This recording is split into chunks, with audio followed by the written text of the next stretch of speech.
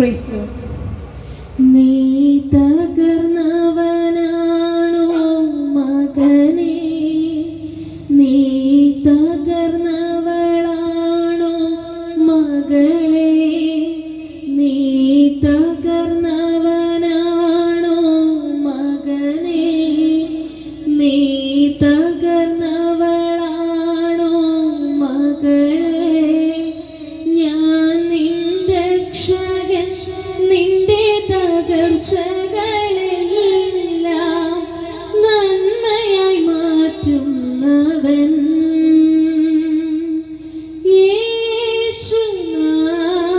യേശുനായകൻ, നീ തകർന്നവനാണോ മകനേ, നീ തകർന്നവളാണോ മകളേ, ഞാൻ നിന്റെ രക്ഷകൻ, നിന്റെ തകർച്ചകളെല്ലാം നന്മയായി മാറ്റുന്നവൻ.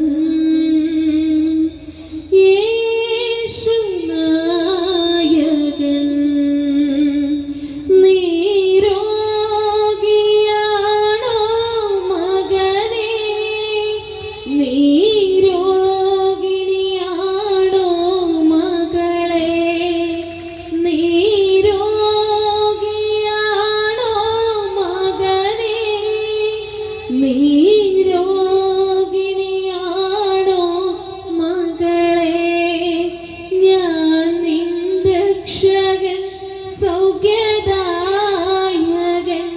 നിന്റെ വേദനയറിയുന്നവൻ.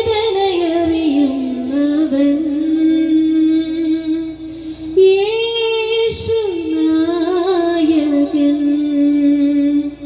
നീ തകർന്നവനാണോ മകനേ, നീ തകർന്നവളാണോ മകളേ, ഞാൻ നിന്റെ രക്ഷകൻ, നിന്റെ തകർച്ചകളെല്ലാം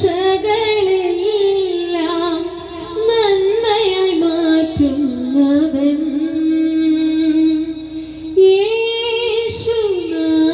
യേശുനായകൻ,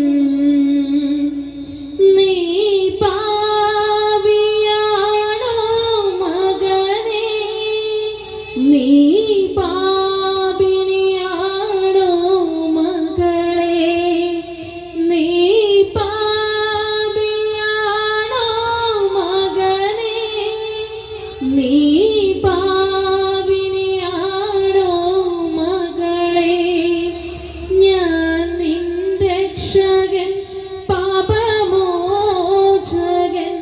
നിന്റെ ജീവിതമറിയുന്നവൻ.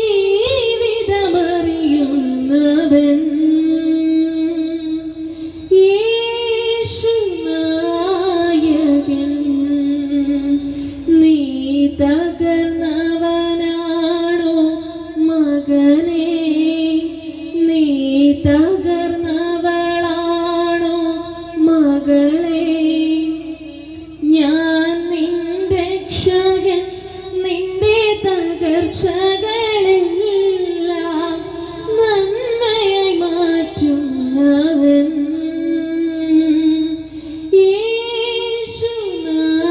യേശുനായകൻ,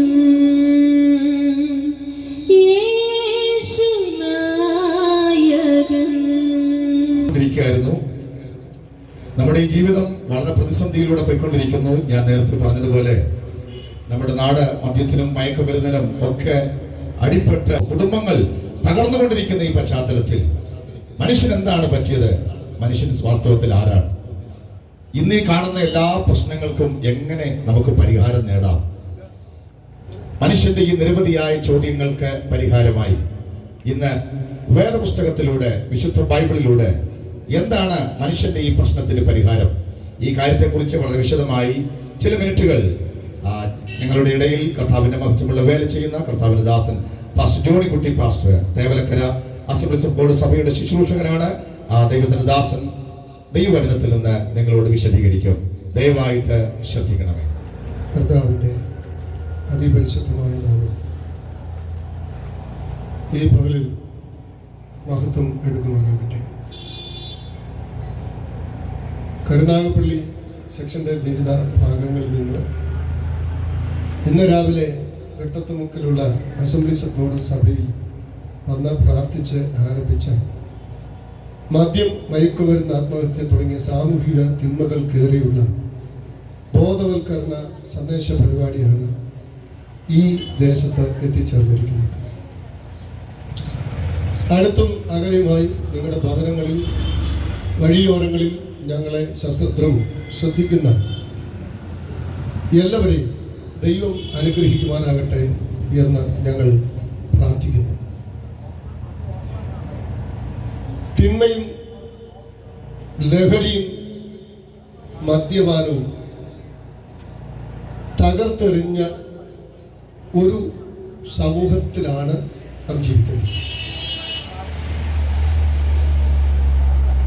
നിയമപാലകർക്കോ കോടതികൾക്കോ സാമൂഹിക രാഷ്ട്രീയ നേതൃത്വങ്ങൾക്കോ രാജ്യതന്ത്രജ്ഞന്മാർക്കോ ഭരണാധികാരികൾക്കോ നിയന്ത്രിക്കാനാവാത്ത വിധത്തിൽ മനുഷ്യൻ വല്ലാത്ത ഗതികേടിൽ അകപ്പെട്ട് അയ്യം വിളിക്കുന്ന ഒരന്തരീക്ഷത്തിലാണ് ആയിരിക്കുന്നത്. മദ്യപാനത്തിൻ്റെ ദോഷവശങ്ങളെക്കുറിച്ച് എത്ര പറഞ്ഞാലും തീരാത്ത വിധത്തിലുള്ള ഗൗരവമായ ഒരു കാര്യം തന്നെയാണെന്ന് പറയുന്നതിൽ എൻ്റെ കേൾവിക്കാർ ഞങ്ങളെപ്പോലെ തന്നെ സമ്മതിക്കും. പ്രായ വ്യത്യാസമില്ലാതെ, സ്ത്രീയെന്നോ പുരുഷനെന്നോ വ്യത്യാസമില്ലാതെ എല്ലാവരിലും വല്ലാതെ കടന്നുകൂടിയ ഒരു തിന്മയാണ് മദ്യപാനം എന്നുള്ളത്. പണ്ടൊക്കെ എൻ്റെ ചെറിയ പ്രായത്തിൽ 25 വയസ്സിന് താഴെയുള്ള യൗവനക്കാരിൽ ആരും തന്നെ മദ്യപിക്കാറില്ല. അഥവാ ആരെങ്കിലും മദ്യപിച്ചാൽ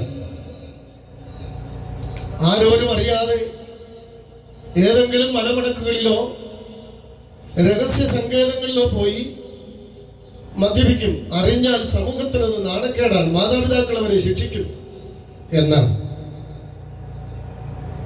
സ്കൂളിൽ പഠിക്കുന്ന കുഞ്ഞു കുട്ടികൾ മുതൽ വാർദ്ധക്യത്തിൽ മരണാസന്നരായി ജീവിക്കുന്ന ആളുകളിലും വീട്ടമ്മമാരിലും കോളേജ് വിദ്യാർത്ഥികളിലും വിദ്യാർത്ഥിനികളിലും ആകപ്പാടെ കടന്നുകൂടിയിരിക്കുന്ന ഒരു വല്ലാത്ത സ്വാധീന വലയമാണ് മദ്യപാനം എന്നുള്ളത്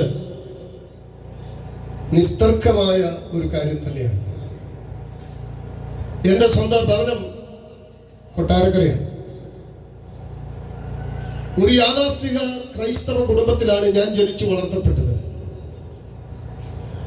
2 ആൺമക്കളിൽ മൂത്തയാളായിട്ട് ജനിച്ച ആളാണ് ഞാൻ. എൻ്റെ പിതാവ് തികഞ്ഞ ഒരു മദ്യപാനിയായിരുന്നു.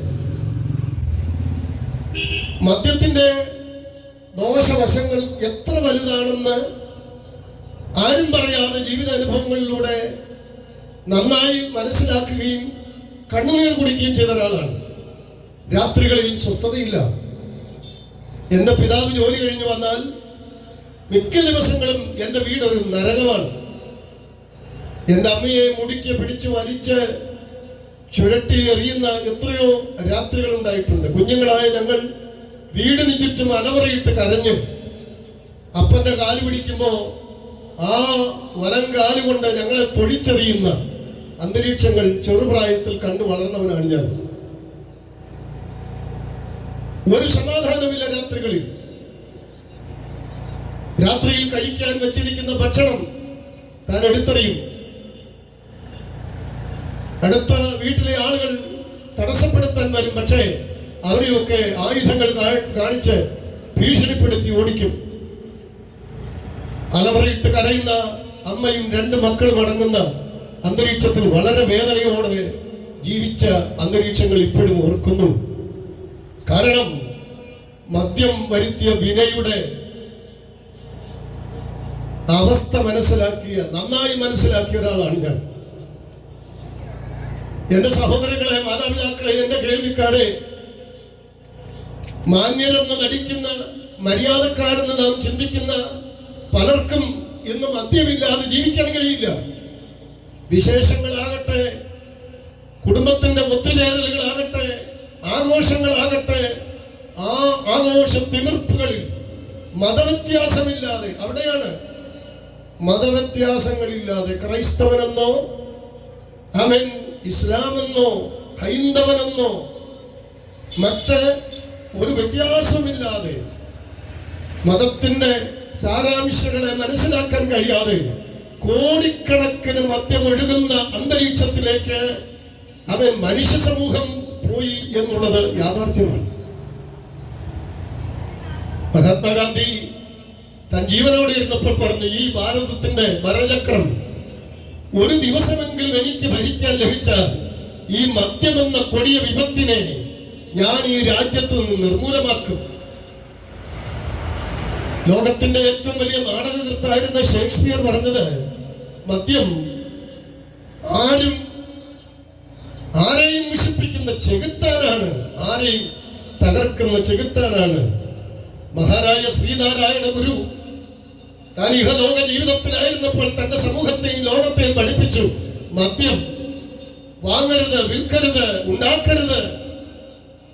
അത്രയ്ക്ക് ഭീകരമാണ് മദ്യം വരുത്തുന്ന അന്തരീക്ഷം. വാഴ്ത്തപ്പെട്ടവരായ കർത്താവായ ഈശോ ഈ ഭൂമിയിൽ ജീവിച്ചിരുന്നപ്പോൾ മദ്യത്തിനെതിരെ കർത്താവ് നന്നായി സംസാരിച്ചു, പഠിപ്പിച്ചു. വാഴ്ത്തപ്പെട്ടവരായ കർത്താവായ ഈശോ പറഞ്ഞു, മദ്യപാനി സ്വർഗരാജ്യം അവകാശമാക്കുകയില്ല. ഞാൻ വിവരിക്കുന്നില്ല. മദ്യപാന ആസക്തിയുടെ ഭീകരതകളും പീഡനങ്ങളും അനുഭവിക്കുന്നവർ ഒരുപക്ഷെ എന്നെ കേൾക്കുന്നുണ്ടായിരിക്കാം. പകലുകൾ നിശബ്ദമാകും, രാത്രികൾ അവൻ വേദനയുടേതാകുന്ന എത്രയോ കുടുംബങ്ങൾ ഒരുപക്ഷെ എന്നെ കേൾക്കുന്നുണ്ടാകും. തലമുറകൾ നശിക്കുന്നു, നഷ്ടപ്പെടുന്നു, പിച്ചവയ്ക്കുന്ന ബാല്യങ്ങൾ, തകർക്കപ്പെടുന്ന കുഞ്ഞുങ്ങൾ, യൗവനക്കാർ ഗതിവിട്ട് ലക്ഷ്യം വിട്ട് ഓടുന്ന അനുഭവങ്ങൾ, മദ്യം വരുത്തുന്ന ദോഷ്യ വശങ്ങൾ എത്ര പ്രസംഗിച്ചാലും തീരില്ല സഹോദരങ്ങളെ. രണ്ട് കുറ്റകൃത്യങ്ങളും പീഡനങ്ങളും. പത്രമാധ്യമ, യൂട്യൂബോ ടിവിയോ തുറന്നു നോക്കിക്കേ, എവിടെയാ പീഡനത്തിന് കുറവ്? കാണാൻ നമുക്ക് കണ്ണില്ല. കണ്ണേ മടങ്ങൂ എന്ന് പറയത്തക്ക വിധത്തിൽ കാഴ്ചകൾ കാണാൻ നമുക്ക് കഴിയുന്നില്ല. കുറ്റകൃത്യങ്ങൾ അത്രയ്ക്ക് വർദ്ധിച്ചു കഴിഞ്ഞു.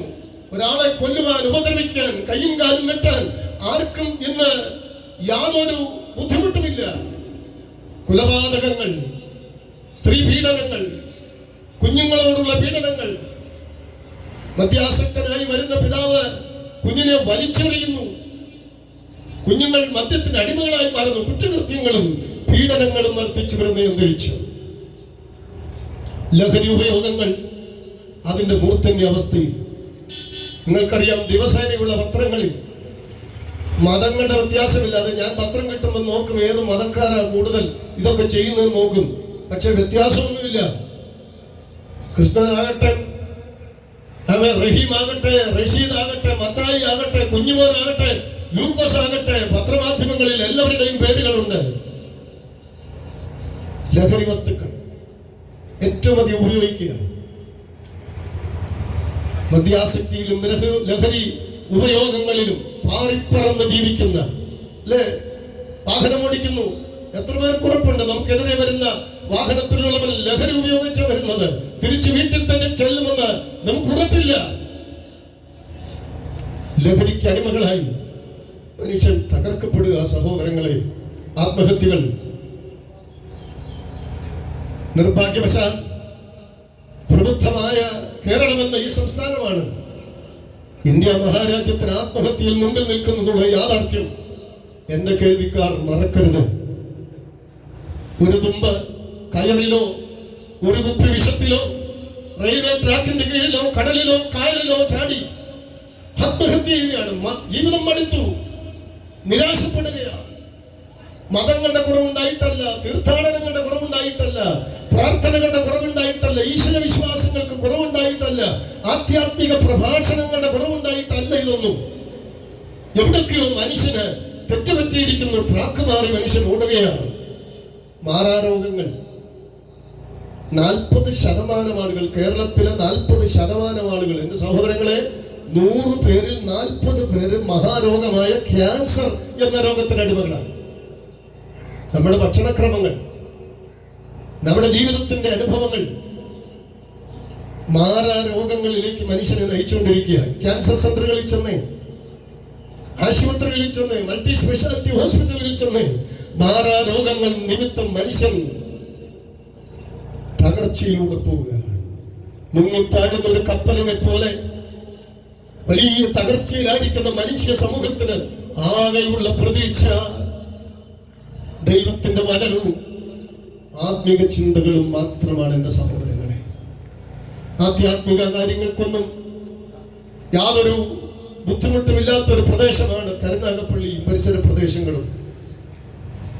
ആധ്യാത്മിക കാര്യങ്ങൾക്ക് കുറവുണ്ടായിട്ടല്ല, പള്ളികളും ക്ഷേത്രങ്ങളും എല്ലാം എല്ലായിടങ്ങളിലുമുണ്ട്. പക്ഷേ ഈ മനുഷ്യനൊന്നു പറ്റി, മനുഷ്യനെന്തുകൊണ്ടാണ് ഇങ്ങനെ തകർക്കപ്പെടുന്നത്? അമ്പലത്തിൽ പോകാഞ്ഞിട്ടാണോ? പള്ളിയിൽ പോകാഞ്ഞിട്ടാണോ? പ്രാർത്ഥിക്കാഞ്ഞിട്ടാണോ? ഈശ്വര വിശ്വാസമില്ലാഞ്ഞിട്ടാണോ? അല്ലവയല്ല എന്റെ സഹോദരങ്ങളെ, പാപമെന്ന് പറയുന്ന ഒരു മഹാഭീകരത മനുഷ്യ സമൂഹത്തെ തകർന്നുകൊണ്ടിരിക്കുക. ആയുധങ്ങൾ വാങ്ങി കൂപ്പുകൂട്ടി കോടിക്കണക്കിന് രൂപ ചെലവാക്കി തമ്മിൽ തകർക്കാൻ ലോകരാജ്യങ്ങൾ കാത്തിരിക്കുക. ഏതു സമയത്തും എന്തും സംഭവിക്കുക. മനുഷ്യൻ എന്താ പ്രതീക്ഷയുള്ളത്? രാവിലെ പോകുന്ന, സ്കൂളിൽ പോകുന്ന കുഞ്ഞ് വൈകിട്ട് തിരിച്ചു വരുമെന്ന മാതാപിതാക്കൾക്ക് ആശങ്കയാ. ജോലിക്ക് പോകുന്നയാൾ തിരിച്ചു വീട്ടിൽ വന്നാൽ ഭാഗ്യം. ഓരോ ദിവസവും വലിയ വേദനയിൽ കൂടെ കടന്നു പോകുന്ന ഈ അന്തരീക്ഷങ്ങളിൽ ഈ ആനുകാലിക സംഭവങ്ങൾ ഒത്തിരി പറയണമെന്ന് താല്പര്യമുണ്ടെങ്കിലും എന്റെ വാക്കുകളെ അവസാനിപ്പിച്ചു വരാം.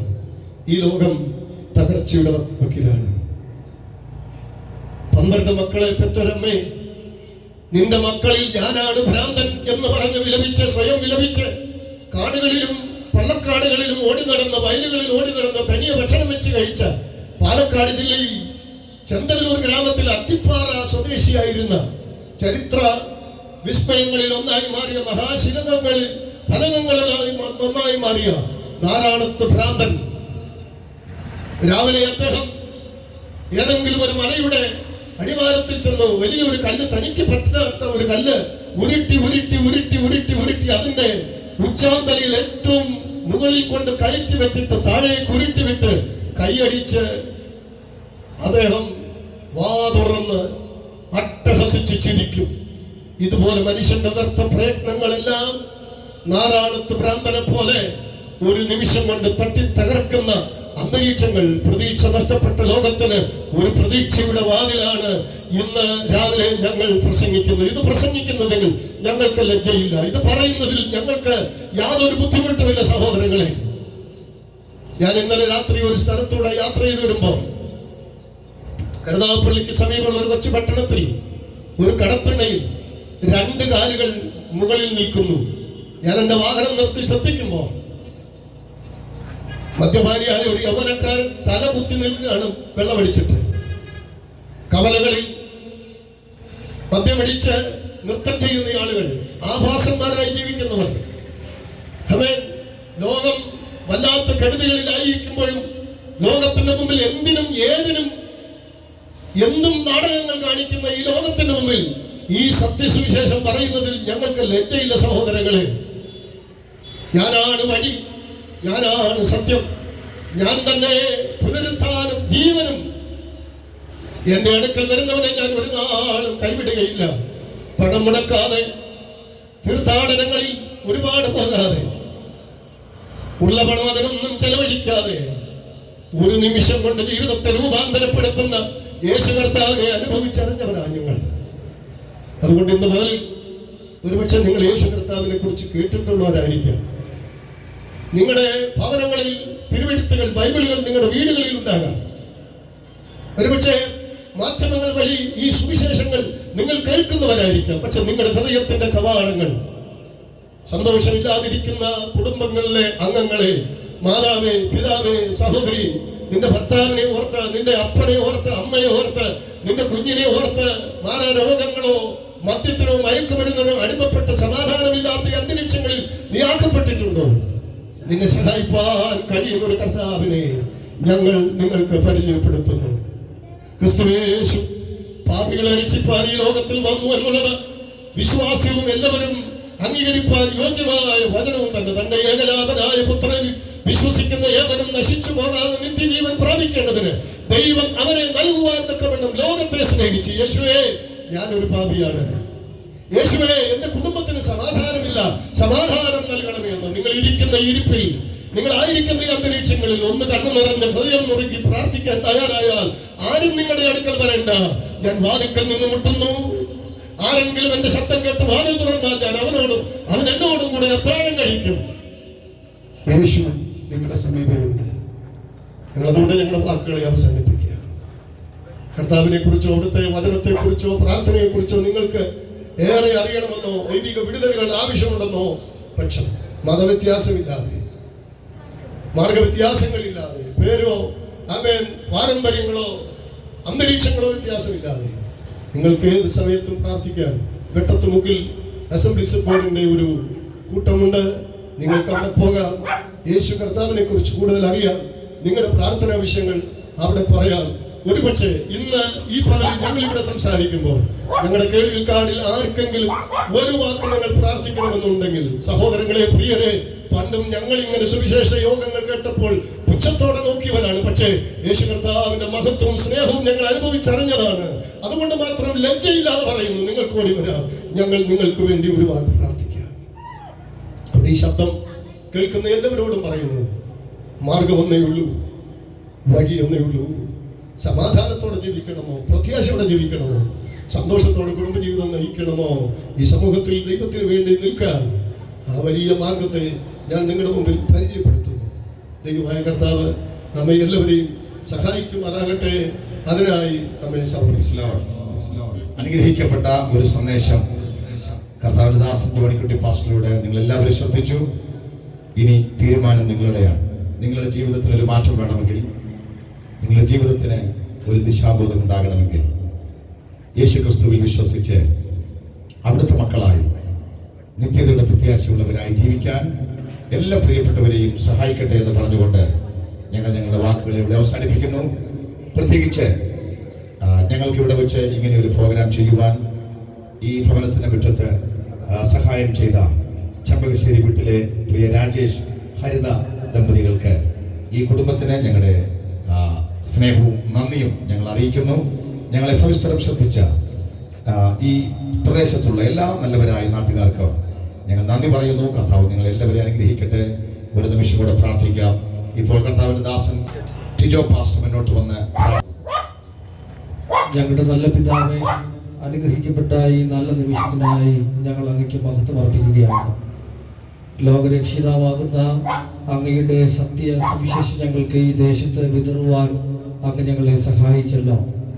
അനുഗ്രഹിക്കപ്പെട്ട ഗാനങ്ങൾ ആലപിപ്പാൻ, സുവിശേഷ പ്രഘോഷണം നിർവഹിപ്പാനൊക്കെ അവിടുത്തെ ഭൃത്യന്മാർക്ക് അങ്ങ് കൊടുത്ത എല്ലാ ബലത്തിനായി ഞങ്ങൾ അങ്ങയ്ക്ക് മഹത്വം അർപ്പിക്കുന്നു. അപ്പോൾ തന്നെ കേൾവിക്കാരായി ജനങ്ങളെയൊക്കെ കർത്താവ് അനുഗ്രഹിക്കണം. ഈ സന്ദേശം അറിയിക്കാൻ വേണ്ടി ഈ സ്ഥലം ക്രമീകരിക്കപ്പെട്ട ഈ ഭവനത്തെ ഞങ്ങൾ ഏൽപ്പിച്ച് പ്രാർത്ഥിക്കുന്നു. എല്ലാവരെയും അനുഗ്രഹിക്കണമേ. ലോകരക്ഷിതാവാകുന്ന അങ്ങയുടെ വെളിച്ചം ഇവിടെ ഹൃദയങ്ങളിൽ നീണാൽ വാഴണം. നിത്യരക്ഷകനെ കണ്ടെത്തുവാൻ, നിത്യദാതാവിനെ കണ്ടെത്തുവാൻ, ജയകരമായ ജീവിതം ഈ മണ്ണിൽ പടുത്തുയർത്തുവാൻ സർവകൃപാലുവാക്കുന്ന ദൈവം ഇവരോടെല്ലാം കൂടെ ഇരിക്കണം. മഹത്വം അങ്ങയ്ക്ക് യേശു രക്ഷകൻ അൻപേറും നാമത്തിൽ തന്നെ.